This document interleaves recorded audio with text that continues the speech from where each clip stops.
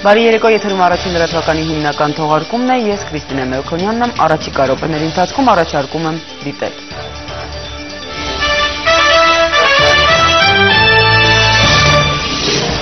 Անկախ պետությունների համագործակցությունը 20 տարեկան է, քաղաքական այս միավորի Հոբելյանի նվիրված գագաթնաժողովին մասնակցելու համար Ռուսաստանի Դաշնության մայրաքաղաք է մեկնել նախագահ Սերժ Սարգսյանը, ուղիղ միացում Մոսկվայից։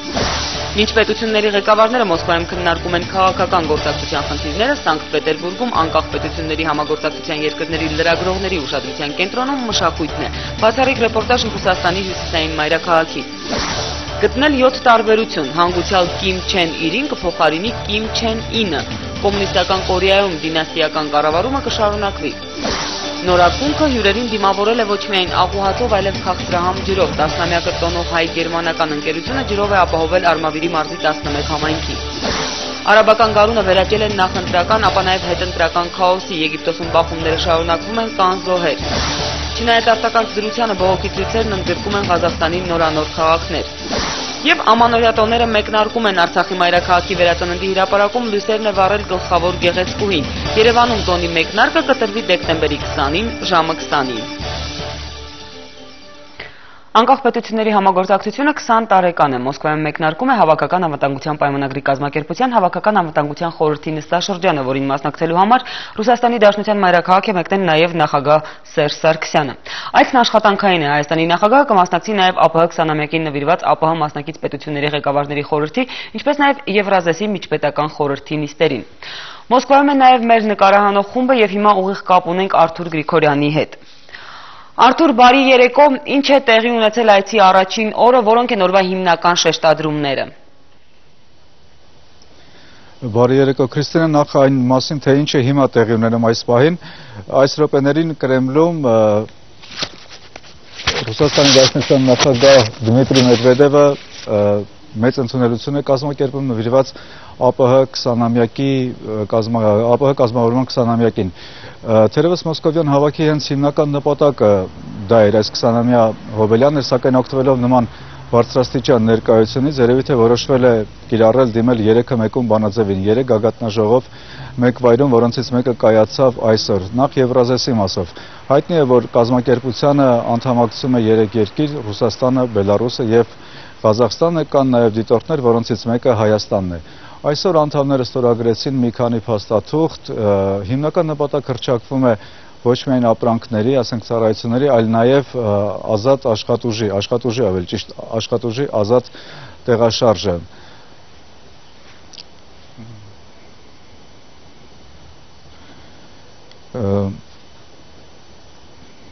Ես հիշեցնեմ, որ այս տարվա հուլիսի 1-ին մեր դաշնակից այս 3 երկրները մտան միասնական մաքսային տարածք, իսկ նախատեսվում է նաև, որ հունվարի 1-ից կսկսի գործել, նաև նրանք իրականություն կդարձնեն այսպես կոչված միասնական տնտեսական տարածքի գաղափարը։ Սույնով, ինչպես նշեց Դմիտրի Մեդվեդևը, երկրներն իրենց ինքնիշխանության մի մասը կզիջեն անդրազգային մի կառույցի եվրասիական տնտեսական կոլեգիային։ Պետք է ենթադրել, որ փորձ է արվում կամ նպատակ է հռչակվում ստեղծել Եվրամիության կամ Եվրոպական հանձնաժողովի տիպի մի կառույց դրա նմանությամբ։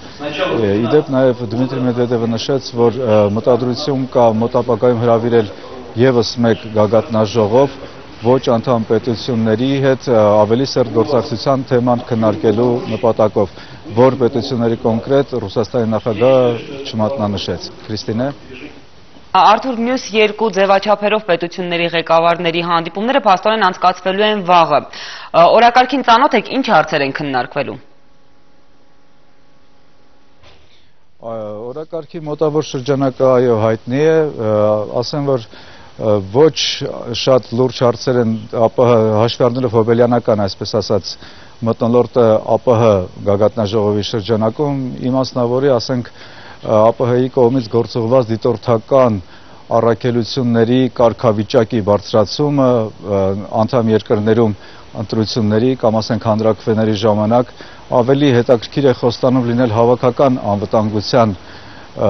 պայմանագրի կազմակերպության գագաթնաժողովը նախ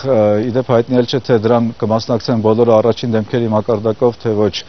այստեղ կուլիսներում խոսում են, որ դեռևս հաստատված չէ, այսինքն հայտնի դեռ չէ, օրինակ Ուզբեկստանը կմասնակցի իր նախագահ Իսլամ Քարևովի մակարդակով թե ոչ, իսկ ինչ վերաբերում է օրակարգին, այնտեղ առնվազն մեկ կետ ես կարող եմ այս պահին մատնանշել որպես բավական հետաքրքիր, այսինքն կա երկու կետ, ուղղակի դրանք դեռևս չեն հրապարակվում, այդ մասին կարծում եմ նախագահներն իրենք եթե հարմար գտնեն կասեն, կետերը վերաբերում են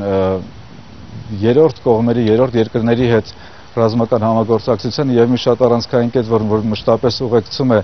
ՀԱՊԿ կառույցին ստեղծման օրից ի վեր, դա մեխանիզմների ընդունումն է, հայտնի է, որ այստեղ որքան էլ դա լինի դաշնակցային հարաբերություններ պետությունների միջև, այնուամենայնիվ կան որոշակի շահեր, որոշակի կոնկրետ երկկողմ պայմանավորվածություններ, հարաբերություններ եւ մեխանիզմների, որոշումների ընդունման կայացման մեխանիզմի հստակեցումը դա առաջնայնություն է եւ որի պատասխանը թերևս մենք վաղը կստանանք, նախատեսվում է, որ նաեւ ստորագրվելու են փաստաթղթեր։ Քրիստինե։ Շնորհակալություն Արթուր, ձեզանից նոր եւ հետաքրքիր տեղեկություն ենք սպասում նաեւ մեր վաղվա թողարկումներում։ Ես հիշեցնեմ, Ռուսաստանի Դաշնության մայրաքաղաքում աշխատում էր իմ գործընկեր Արթուր Գրիգորյանը։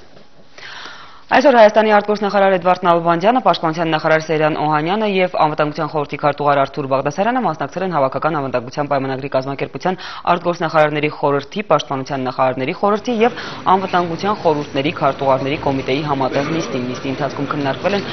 եւ հավանության են արժանացել Հավաքական անվտանգության խորհրդի դեկտեմբերի 20-ին կայանալիք նիստի օրակարգն ու քննարկվելիք հարցերը։ Հանդիպման ընթացքում նաեւ անդրադարձ է եղել ՀԱՊԿ անդամ պետությունների ղեկավարների ոչ պաշտոնական հանդիպմանը ձեռք բերված պայմանավորվածությունների իրականացման ընթացքին։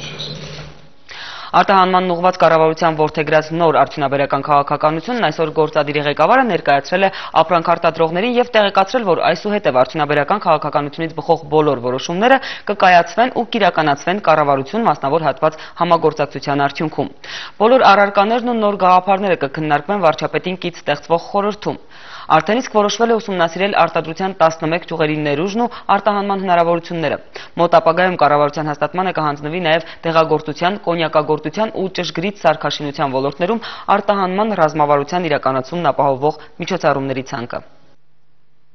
Հայաստանի արդյունաբերությունում առկա է 11 ոլորտ, որոնց արտադրանքը կարող է մրցունակ լինել արտասահմանում, սակայն առայժմ հստակ նշմարվում են արտադրության ճյուղերից 3-ի՝ կոնյակագործության, դեղագործության եւ ճշգրիտ սարքաշինության արտադրանքի արտահանման հեռանկարները։ Ադամանդագործություն, ոսկերչություն, ժամագործություն, տեքստիլ արդյունաբերություն, պահոցոների արտադրություն, գինեգործություն, հյութերի արտադրություն, բիոտեխնոլոգիաներ, հանքային ջրերի արտադրություն։ Սրանք այն ճյուղերն են, որոնց արտադրության տեսականիով ու որակով էր Հայաստանն աչքի ընկնում ԽՍՀՄ-ում։ Ըստ էության առայժմ հենց այս ոլորտներում է հնարավոր իրականացնել կառավարության որդեգրած արտահանման ուղղված ռազմավարական քաղաքականությունը։ Պետություն ունի մեկ այլ կարևոր առաքելություն, այն է ստանձնել պատասխանատվություն նաև արդյունաբերական քաղաքականության համար ըստ ճյուղային կառուցվածքի եւ պետությունը պետք է ունենա հստակ գործիքակազմ, ինչպես է օժանդակելու մասնավոր հատվածին, որպեսզի կուտակված կարողությունները հնարավորին չափ արագորեն իրենց ծավալները ավելացնի։ Արտահանման ուղղված արտադրություններին աջակցության ռազմավարության իրականացումը միայն կառավարության ուսերին չի ծանրանալու։ Գործադիր մասնավոր հատված գործակցությամբ կստեղծվի վարչապետին կից խորհուրդ, որտեղ լայն մասնակցություն կունենան նաև ձեռներեցները։ Արտադրողների հետ հանդիպմանն արդեն իսկ առաջ քաշվեցին աջակցության կարիք ունեցող նոր ոլորտներ։ Արտահանման ծավալում մեծ տեսակարար կշիռ ունի մեր պղնձի խտանյութի, մոլիբդենի արտահանումը եւ տարիներ շարունակ մենք խոսում ենք այդ մասին, որ լավ կլինի, որ մենք կարողանանք այդ խտանյութի ոչ թե որպես խտանյութ արտահանենք, մենք փորձենք պղնձաձուլարան կառուցել, որպեսզի ներքին կոոպերացիան զարգանա եւ զարգանա մեր կաբելային արտադրությունը, էլեկտրոտեխնիկան, մեքենաշինությունը։ Եղան նաև գիտական ոլորտի առաջարկներ։ Ձեռներեցներից մեկն օրինակ առաջարկում է նորագույն տեխնոլոգիաների կիրառմամբ ստանալ նոր տիպի էներգիա։ Նորագույն տեխնոլոգիաները պետք է գնա դեպի մոլեկուլան։ Մենք հասել ենք դրան, որ ստեղծել ենք նոր եղանակ, որը ամենացածրագույն փոքր էներգիա ծախսելով ստանում ենք մեր նոր տիպի էներգիան էլեկտրաէներգիա կարանք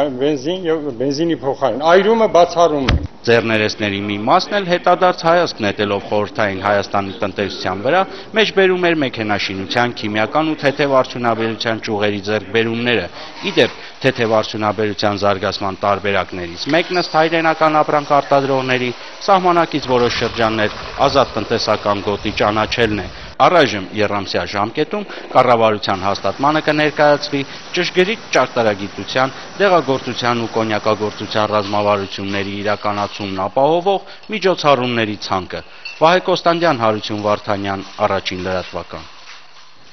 Ինչպես նվազագույնի հասցնել ձեռնարկությունների կողմից սպառողներին կոպտորեն խաբելու դեպքերն ու բիզնեսի իմիջին շատ չվնասելով տնտեսվարողներին զգոնության կոչ անել։ Հարցերը քննարկվել են գործարարներից, հասարակական կազմակերպությունների ներկայացուցիչներից ու կարգավորիչ մարմնի անդամներից բաղկացած տնտեսական մրցակցության պաշտպանության հանձնաժողովին կից գործող հասարակական խորհրդում։ Նշվել է, որ բացահայտված տարբեր չարաշահումների համար օրինախախտ տնտեսվարողները տուգանվել են, տուգանքների զգալի մասն էլ վճարված է։ Հայաստանում շուկայի մրցակցության այսօրվա վիճակն ու մոնոպոլիաների դեմ պայքարը չի դադարելու նախատոնական և հետտոնական ժամանակաշրջանում մնալ հակամոնոպոլ մարմնի ուշադրության կենտրոնում։ Էժան ապրանքի նկատմամբ պահանջմունքը մեծ է, այդ իմաստով չարաշահում եմ։ Բիզնեսի մտածողությունը, եթե ապրանքը մի քիչ էժան է, կարող է նաև որակն այն չլինել։ Գործընկերների հոգեբանությունն անկեղծ ներկայացնում է արդյունաբերողների միության նախագահը։ Անմիջապես էլ ավելացնում ինքը գոնե վստահ էր, թե անցել են համատարած դեֆիցիտի այն ժամանակները, երբ կարելի էր, ներելի էր ամեն ինչ, նաև ժամկետանց մթերք վաճառել մարդկանց։ Սպառողին պարզվում է խաբելը հիմա էլ դժվար չէ, մերոնք սովոր են միայն հարևանների մոտ բողոքել։ Սպառողներից հավատացեք, բավականին քիչ բողոքներ ենք ստանում։ Պատրաստ են թող սպառողներն առավոտից երեկո զանգեն հանձնաժողովի թեժ գծին, այդպես գուցե շատ ավելի շուտ կանխվեր Կալաքի անվան տակ սփրեդի վաճառքը։ Իդեպ այդ գործով մեղադրանքը չընդունած Կարթելան ընկերության նկատմամբ կառույցը կրկնակի վարույթ է հարուցել։ Կտուգան են այնքան, մինչև տնտեսվարողը հասկանա հայաստանյան սպառողների շահերը պաշտպանող է հայտնվել։ Խաբել էլ կա, խաբել էլ։ Տուգանված աշտարակատն էլ այսօր է հայտարարել կոկոսի յուղ օգտագործել են միայն որոշ կաթնամթերքներում 50 միլիոնի տուգանքը կվիճարկեն դատարանում։ Գերիշխող դիրքը չարաշահելու նախկին հաճախակի մեղադրանքներն արդեն չեն հնչում հեռահաղորդակցության ոլորտում։ Ավելին սրված մրցակցության հաշվին անցած շաբաթ բջջային մերկապը ճանաչվել է ամենաէժաններից մեկը։ Ամենացածր եկամուտը 1 րոպեից աշխարհում կամ ԱՊՀ տարածքում դա Հայաստանում է 1 րոպե մոտարապես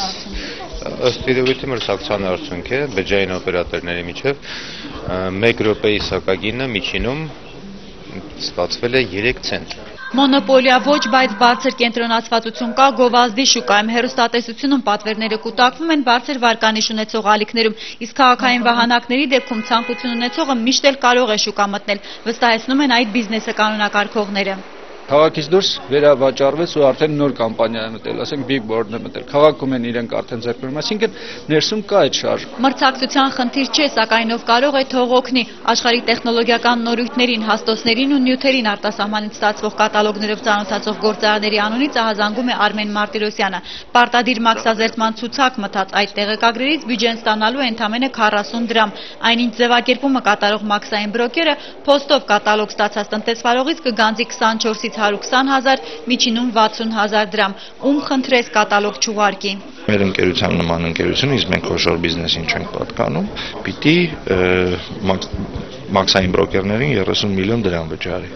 Էլ ինչ ենք աշխատում։ Իրենց խնդիրների մասին աղաղակող տնտեսվարողները նախընտրում են լռել, երբ հերթը սպառողի շահերինն է։ Ձեթի, սուրճի, կարագի, ալյուրի եւ առաջին անհրաժեշտության մյուս ապրանքային շուկաներն ուսումնասիրած տնտեսական մրցակցության պաշտպաններն այս տարի 192 որոշում են կայացրել, նշանակել նախորդ տարիներից 10-20 անգամ շատ 370 միլիոն դրամի տուգանք, բյուջե գանձել այդ գումարից 170 միլիոնը։ Ասել, որ դրանով մոնոպոլ բիզնեսը զսպել է գերշահույթի իրախորժակը շուտ է, ասում է Արսեն Ղազարյանը։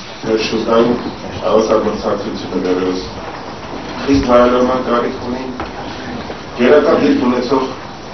ոլորտներ, առևտրային ցանցեր, խոշոր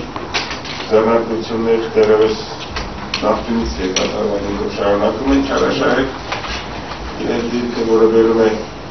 նաև տվերի մեծացման։ Կարևորը, որ սկսվել է ստվերի ու մոնոպոլ բիզնեսի դեմ տուգանքների կիրառումը, գործ դեռ այնքան կա։ Հերմինե Բաղդասարյան, Հարություն Վարդանյան, Առաջին լրատվական։ Արմավիրի 11 համայնքում ամանորը կդիմավորեն առանց խմելու ջրի խնդրի։ Ջրամատակարարման չարչրկված հարցը այդ համայնքներում լուծված է վերջնականապես ու հիմնովին։ Արմավիրում ծառայություն մատուցող նոր ակունք ընկերությունն ընդլայնել է բաժանորդների քանակն ու բարձրացրել ծառայության որակը։ Հին ու մաշված ներքին ցանցն ամբողջովին փոխվել է։ Հայ-գերմանական ընկերության 10-ամյա գործունեության ամփոփումը ուղեկցվել է նաև «Ջուրը կյանք է» թեմայով մրցույթի հաղթողների պարգևատրմամբ։